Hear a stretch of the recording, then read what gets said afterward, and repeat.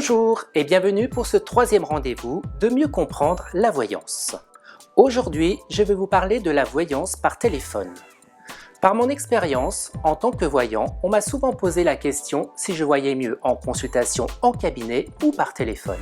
Certains consultants partent du principe que si on ne les voit pas physiquement, eh bien le voyant ne peut rien voir à leur sujet. C'est faux, la voyance par téléphone, ça marche et je vais vous expliquer pourquoi.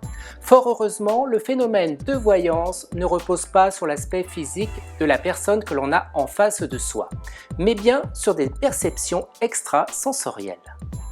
Effectivement, lorsque le voyant a une personne en consultation en face à face, le consultant transmet involontairement des informations au voyant par le biais de son apparence physique, vêtements, coiffure, chaussures. Il y a donc plein d'indices que le voyant peut utiliser lors de sa consultation. Mais là, il ne s'agit pas de voyance, mais plutôt de bon sens. Exemple, un homme vient consulter un voyant, celui-ci serre la main qui est épaisse et charnue, donc le voyant peut en déduire que cet homme a probablement une activité manuelle. Il ne s'agit donc pas de voyance, mais d'une simple déduction. La voyance ne repose donc aucunement sur une apparence physique. C'est pourquoi je pars du principe que la voyance par téléphone, ça fonctionne. Il est vrai que certains praticiens se refusent à donner des consultations par téléphone.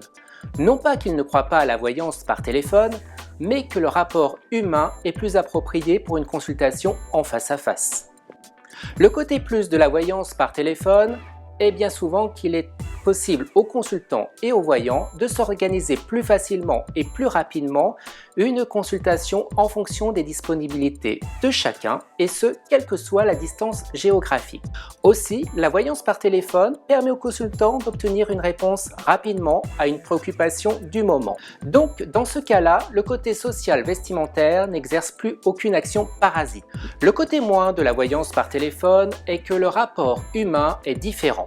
Mais aussi, on note un certain nombre d'abus vis-à-vis de la voyance par téléphone avec des personnes qui ne sont pas voyants et qui ont flairé un marché à prendre.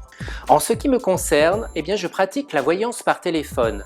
Par ailleurs, lorsque j'ai une personne en consultation, en cabinet, c'est-à-dire en face à face, eh bien, je ne regarde pratiquement pas la personne durant la consultation afin de ne pas être influencé par son apparence physique ou son comportement et être ainsi dans un vrai rapport de voyance. Certains consultants sont parfois surpris que je ne les regarde pas. Vous en savez désormais un peu plus sur la voyance par téléphone.